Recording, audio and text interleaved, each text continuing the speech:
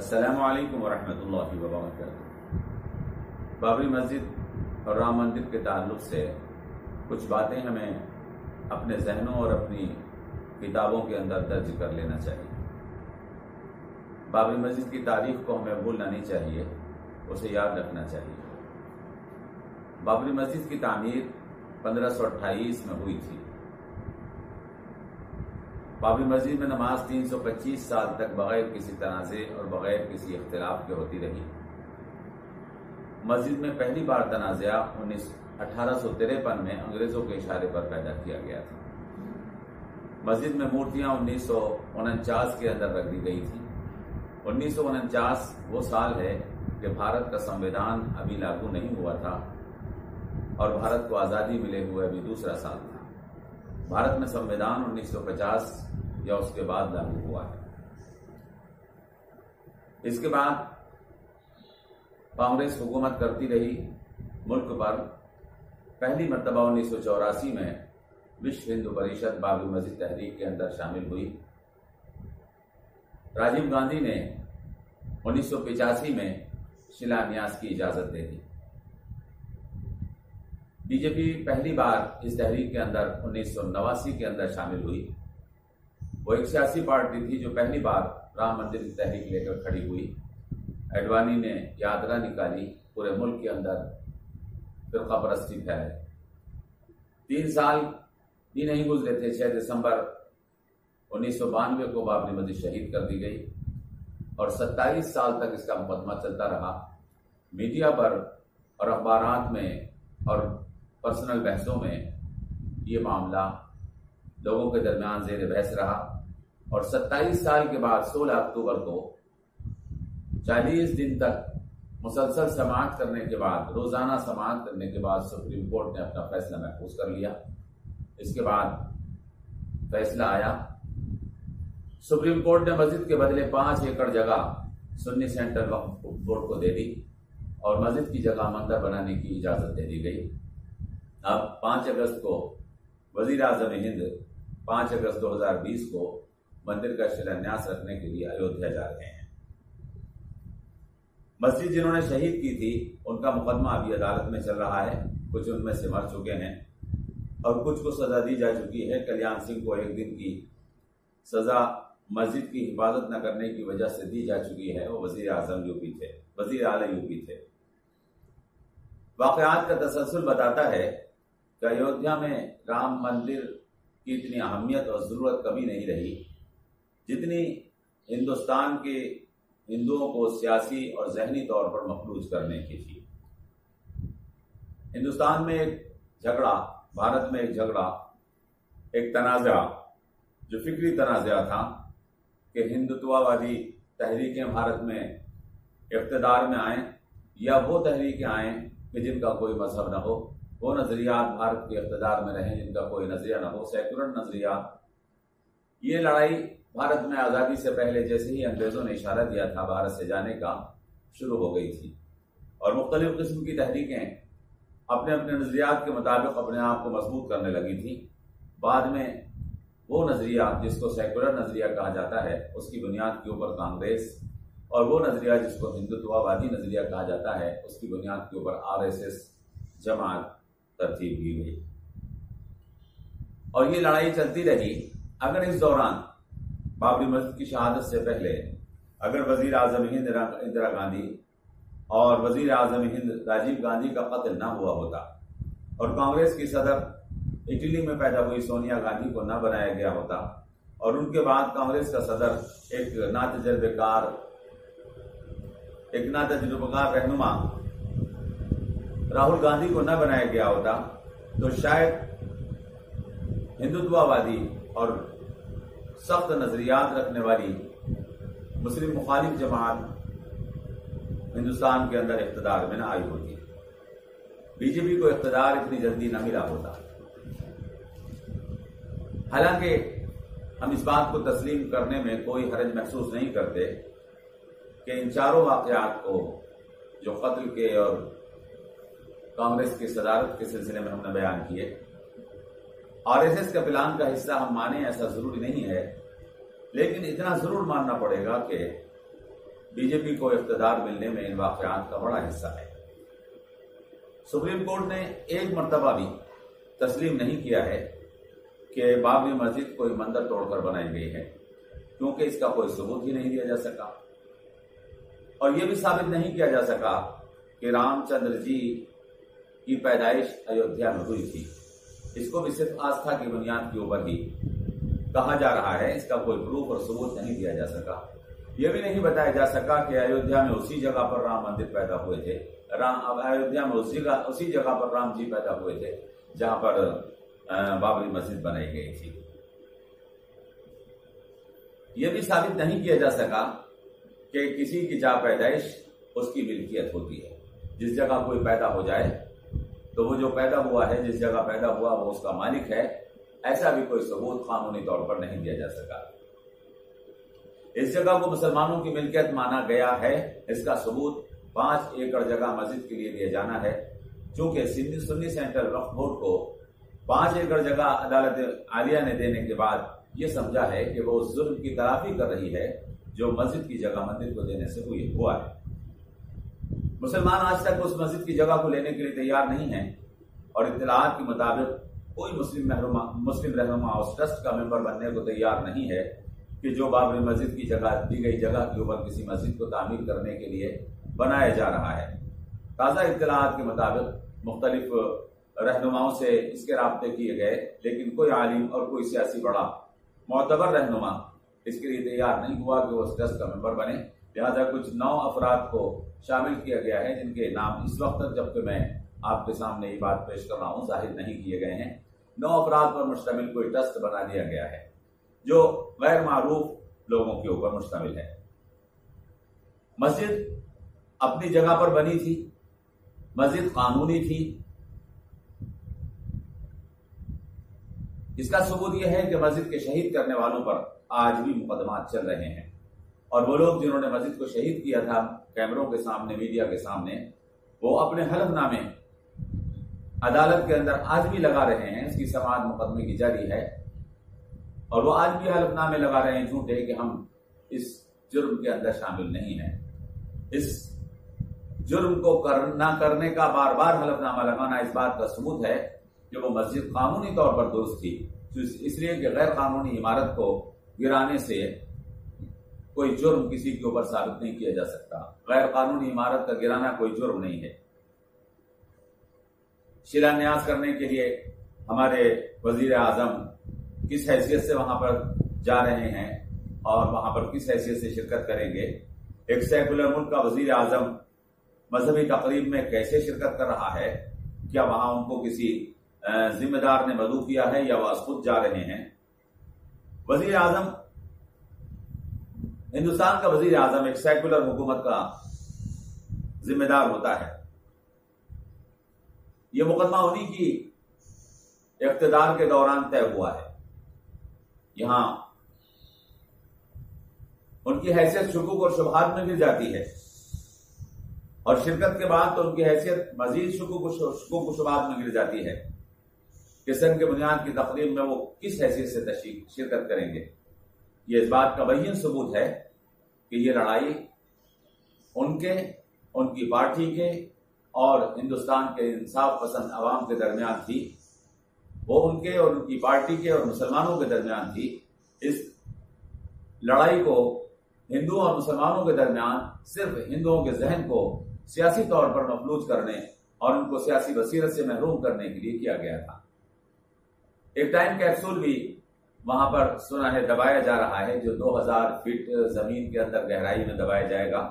معلوم نہیں کہ اس ٹائم کیپسول کی کیا حیثیت ہے، جبکہ یہ معلوم ہی نہیں کہ اس میں لکھا کیا ہے اور کس نے لکھا ہے۔ یقیناً اس میں نریندر مودی صاحب کا ذکر ہوگا، وزیر اعظم کی حیثیت سے ذکر ہوگا، بی جے پی کے ذمہ دار کی حیثیت سے یا ہندو لیڈر کی حیثیت سے ذکر ہوگا۔ مگر اگر کوئی شخص غیر جانبدار تھا اور مقدمے کے دوران اس نے پیش پردہ کوئی کردار ادا نہیں کیا ہے، تو پھر اس ٹائم کیپسول کے اندر شری نریندر مودی کا ذکر کس معنی کا ہے اور اس کا کیا مطلب ہے؟ گزشتہ 30 سال چیخ کر، بلکہ 30-40 سال چیخ کر اعلان کر رہے ہیں کہ ہندوستان کے اندر دھرم کو سیاست کے لیے استعمال کیا گیا ہے۔ اور ایک ایسے ملک کے اندر جہاں پر ایک خاص مذہب کے ماننے والوں کی اکثریت ہے، ان کو اشتعال کے اندر مبتلا کر کے ان کے ووٹوں کو اپنے حق میں موڑا گیا ہے۔ اب یہ سوال پیدا ہوتا ہے کہ دھرم کو سیاست کے لیے استعمال کرنا کیا درست ہے؟ کیا ایسا کیا گیا؟ یہ حرکت ٹھیک تھی؟ بابری مسجد شہید ہوئی، اس کی جگہ مندر بنایا جا رہا ہے، مسجد کو دوسری جگہ دے دی گئی، وہاں مسجد تعمیر ہو جائے گی۔ مسلمانوں کا کتنا نقصان ہوا اور مسلمانوں کا کتنا نقصان نہیں ہوا یہ الگ بات ہے، لیکن اتنا ضرور ماننا پڑے گا کہ ہندوستان کی اکثریت کو فرقہ پرستی کی آگ میں جھونک کر انہوں نے بحیثیت ایک سیکولر ملک اور بحیثیت ایک پرامن ملک ہندوستان کا بہت بڑا نقصان کیا ہے۔ آج کے دور میں جب ہر بات دلیل سے مانی جاتی ہے اور ثبوت کے بغیر کوئی بات تسلیم نہیں کی جاتی، عدالت عظمیٰ کا فیصلہ آستھا کی بنیاد پر آنا، عدالت عظمیٰ کا عدالت سپریم کورٹ کا فیصلہ اس بنیاد پر آنا کہ اگر یہ فیصلہ نہ آتا تو اس سے ملک میں حالات خراب ہو سکتے تھے، عوام اس سے بگڑ سکتے تھے، انصاف کے تقاضوں کو پامال کر دینا، یہ اپنے آپ میں بتاتا ہے کہ ہمارا ملک کس رخ پر جا رہا ہے اور آگے آنے والا مستقبل اس ملک کو کس فرقہ پرستی اور کس نا انصافی کے گڑھے میں دھکیلنے والا ہے۔ عدالت اور ملک کی سڑکوں پر بابری مسجد کے مقدمے کو طے کیا گیا، میڈیا اور بڑے بڑے اداروں کی ٹیبل پر اس کے اوپر بحثیں ہوئی، طویل جدوجہد کے بعد یہ فیصلہ آیا ہے۔ بہت بڑے نقصانات کے بعد، جو فکری بھی ہیں اور مالی بھی ہیں اور جانی بھی ہیں، ان نقصانات کے بعد یہ فیصلہ آیا ہے، لیکن اس سے یہ سمجھ لینا کہ سپریم کورٹ کے فیصلے کے بعد معاملہ ختم ہو گیا ہے بابری مسجد کا، یہ غلط ہے۔ اس لیے کہ ابھی بھی ایسی آوازیں آ رہی ہیں ملک سے اور باہر سے جو اس فیصلے کے اوپر سوال کھڑے کر رہے ہیں، حتیٰ کہ بعض ملکوں کی تحریکیں اس کو عالمی عدالت میں لے جانے کی بات کر رہی ہیں، حتیٰ کہ غیر اسلامی ملک جو یورپین ممالک ہیں وہ بھی اس کے اوپر اعتراض جتا رہے ہیں، حتیٰ کہ ہمارے دوست ملک بھی اس سلسلے میں اپنے نظریات کو لوگوں کے سامنے پیش کر رہے ہیں اور عالمی ہمارے ملک کی عدل و انصاف کو عالمی عدالت میں لے جانے کی تیاریاں کر رہے ہیں۔ لہٰذا یہ معاملہ ختم نہیں ہوا ہے، اور پھر اگر کوئی ہندوستان کے مسلمانوں کی خاموشی کا تذکرہ کرے کہ ان کی خاموشی اس بات کا ثبوت ہے کہ انہوں نے اس فیصلے کو قبول کر لیا ہے، تو یہ بھی ٹھیک نہیں ہے۔ اس لیے کہ مجبوراً کوئی خاموشی اگر ہوتی ہے اس کا مطلب اور ہوتا ہے، اور فیصلہ جو کیا گیا ہے اس کو قبول کر لینا دل سے، یہ الگ بات ہے۔ بہت سارے ہمارے لیڈران کے بیان اس چیز کے اوپر شاہد اور گواہی دے رہے ہیں کہ انہوں نے دل سے اس فیصلے کو قبول نہیں کیا ہے۔ خود ظفر یاب جیلانی کا مقدمے کو واپس عدالت سپریم کورٹ کے اندر لے جانا اور اس فیصلے کو قبول کرنا اس بات کا عکاس ہے اور اس بات کی دلیل ہے کہ ان لوگوں نے، وہ لوگ بھی اس فیصلے سے مطمئن نہیں ہیں کہ جو اس مقدمے کو لڑا رہے تھے۔ خود آپ کے سنی سینٹرل وقف بورڈ کا ابھی تلک بھی، یعنی اب آنے کے بعد اگر اس نے کوئی حلف نامہ خاموشی کے ساتھ لگا دیا ہو تو الگ بات ہے، لیکن ابھی تک بھی اس فیصلے کو قبول کرنے کے لیے اور مسجد کی جگہ کو لینے کے لیے کوئی حلف نامہ لگانا اس بات کا ثبوت ہے کہ مسلمان اس سلسلے میں پس و پیش میں ہیں۔ اور سنی سینٹرل وقف بورڈ اگر اس کو قبول کر بھی لیتا ہے تو وہ خود اپنے آپ ایک نیم سرکاری ادارہ ہے، اور اس نیم سرکاری ادارے کی وہ حیثیت نہیں ہے کہ جو عام مسلمانوں کی حیثیت ہے۔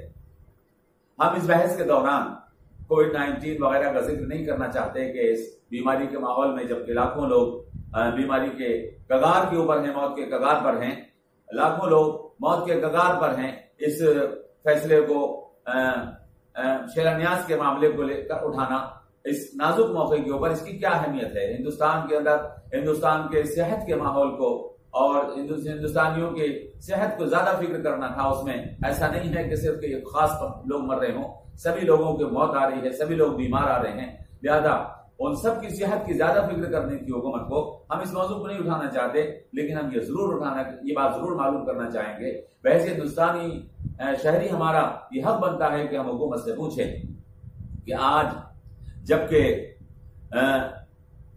ملک میں بے روزگاری اپنے عروج پر ہے، لاکھوں نہیں بلکہ کروڑوں لوگ بے روزگار ہو رہے ہیں، فیکٹریز بند ہو رہی ہیں، آج جبکہ سیلاب کے اندر ملک ڈوبا ہوا ہے، کشمیر کو ہم دیکھ رہے ہیں کہ وہ 10 مہینے سے 1 سال سے تقریباً بند پڑا ہوا ہے اور وہاں کے عوام کی زندگی اجیرن ہو گئی ہے، پورے ملک کے اندر بے شمار مسائل ہیں، مہنگائی مسلسل بڑھ رہی ہے، ایسے ماحول کے اندر جبکہ یہ مسائل GDP گروتھ مسلسل گر رہی ہے، ایسے ماحول میں ہمارے وزیر اعظم کو یہ کیا سوجی ہے کہ وہ شیلانیاس کرنا چاہتے ہیں؟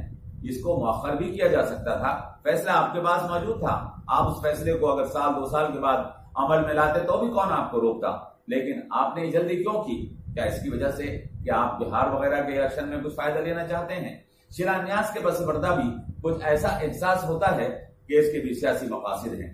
کیسی عجیب بات ہے، کیسی عجیب بات ہے اور غور کرنے کی بات ہے کہ سوامی وویکانند، مہاتما گاندھی، تلسی داس، گرو گوبند سنگھ، شیواجی مہاراج، دیانند سرسوتی، پنڈت جواہر لال نہرو، لال بہادر شاستری اور ان جیسے کتنے ہزاروں لیڈران نے کبھی بھی مندر کے شیلانیاس کو یا رام مندر کی تعمیر کو ہندوستان کی ترقی کے ساتھ نہیں جوڑا۔ انہوں نے کبھی بھی اس چیز کو ہندوستان کی محبت کے ساتھ نہیں جوڑا۔ انہوں نے کبھی ایسا نہیں کہا کہ جو مندر بنائے گا وہ ہندوستان سے محبت کرتا ہے، جو مندر کا شیلانیاس کرے گا وہ ہندوستان سے محبت کرتا ہے۔ ان لوگوں نے کبھی ایسا نہیں کیا۔ لیکن آج کے جو دیش بھکت بنتے ہیں، جنہوں نے دھرم کی بنیاد کے اوپر سیاست کے اوپر قبضہ کیا ہے، حکومت پر قبضہ کیا ہے، وہ اس شیلانیاس کو دیش بھکتی سے جوڑ کر دیکھ رہے ہیں اور یہ ثابت کرنا چاہتے ہیں کہ جو بھی آدمی شیلانیاس کی مخالفت کرے گا وہ دیش بھکت نہیں ہوگا، وہ دیش پریمی نہیں ہوگا۔ حالانکہ یہ سراسر جھوٹ ہے۔ اس ملک کے اندر کتنے لوگ ایسے ہیں جو کسی دھرم کو نہیں مانتے لیکن وہ پھر بھی دیش پریمی ہیں اور ان کی دیش پریم کے اوپر کوئی سندیہ نہیں کیا جا سکتا، کوئی شبہ نہیں کیا جا سکتا۔ ہم RSS کے دیش بھکتوں سے یہ بات بتا دینا چاہتے ہیں کہ مندر نہیں بنا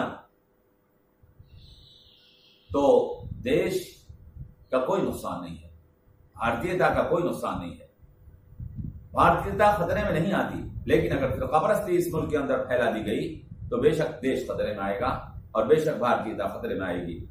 آخر میں ہم ایک بات اور بتا دینا چاہتے ہیں اور وہ ضروری ہے کہ ہمارا مقصد اپنی باتوں سے کسی کے دل کو دکھ پہنچانا یا کسی کی دھارمک آستھا کو چوٹ پہنچانا نہیں ہے۔ ہم تمام مذہبوں کا یکساں احترام کرتے ہیں اور کرتے رہیں گے۔ ہم اپنے ملک سے بھی محبت رکھتے ہیں، اپنے وطن سے بھی محبت رکھتے ہیں، بلکہ ہم صرف یہ بتانا چاہتے ہیں کہ امریکہ، جاپان، چائنا جیسے ترقی یافتہ ملکوں نے اپنے آستھاؤں کے مندر بنا کر ترقی نہیں کی ہے۔ ان ملکوں نے اپنے ملکوں کو ترقی دی ہے سائنس اور ٹیکنالوجی کے اندر صلاحیت حاصل کر کے اور سائنس اور ٹیکنالوجی کے اندر کمال حاصل کر کے۔ انہوں نے لوگوں کے دلوں کے اندر محبت اور الفت قائم کی ہے، دوسروں پر ظلم کر کے نہیں بلکہ ان کے اوپر احسان کر کے۔ کسی قوم کے اوپر احسان کرنے سے وہ آپ سے محبت کرتی ہے، کسی قوم کے ساتھ ظلم کرنے سے وہ آپ سے محبت نہیں کرتی۔ بھاجپا والے اچھی طرح سے سمجھ لیں کہ دیش کے لوگوں کو آستھاؤں کے سمندر میں غرق کر کے یا انہیں بھوے مندر کا سپنا اور خواب دکھا کر دیش کی ترقی نہیں کی جا سکتی ہے۔ اگر دیش کو ترقی دینی ہے تو عوام کو ان جھوٹی آستھاؤں سے اور ان آستھاؤں سے اور ان پرمپراؤں سے جن سے ان کا کوئی فائدہ نہیں ہے، ان پرمپراؤں سے، ان کی غلامی سے نجات دلانی ہوگی، تبھی دیش کو ترقی حاصل ہوگی، تبھی گیان آئے گا، تبھی وگیان آئے گا اور انشاءاللہ تبھی ایمان آئے گا۔ اللہ تبارک و تعالی ہمارے ملک کی حفاظت فرمائے اور ہمارے دیش واسیوں کو، ان راجنیتاؤں کو سیاسی اپاہج پنے سے محفوظ فرما کر ان کو صحیح سیاسی سمجھ عطا فرمائے کہ وہ دیش کی ترقی کے لیے صحیح راستے کے اوپر کام کر سکیں۔ السلام علیکم ورحمۃ اللہ وبرکاتہ۔